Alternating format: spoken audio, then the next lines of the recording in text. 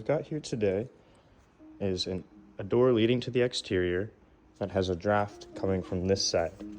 Now, my best guess is once we pull this piece of trim off, it's going to be because this whole side all the way down here was not caught due to how close it was to the built-in cabinet here.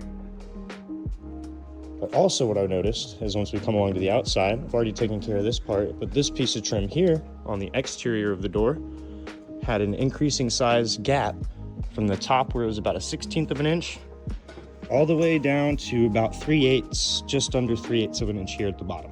So what we've done is we've taped off that trim. We found some cedar colored caulking so it matches this as best as we could, and we've caulked that seam.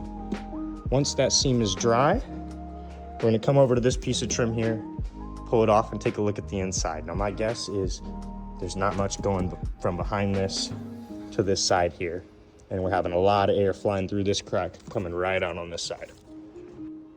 All right, now that we have removed the piece of trim there, we take a look, and this whole gap here should have been insulated and has just about nothing in it. And if you look down here,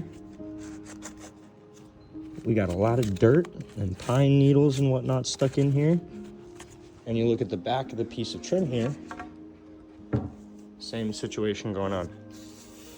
A lot of dirt and cobwebs because the intrusion on the side of the trim here where it wasn't caulked, as well as the intrusion on the exterior trim where we had that big gap that I was talking about before.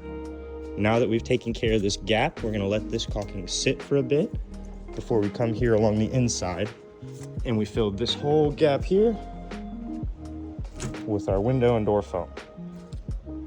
All right, we are all wrapped up with this project. This is after we have reinstalled this piece of trim. Now behind this piece of trim, in that gap I showed earlier, we filled that with the foam I showed earlier in the video. Once that foam was dry, we clamped this piece back in place, shot it all the way down the line, filled those holes, and then gave it a new coat of paint.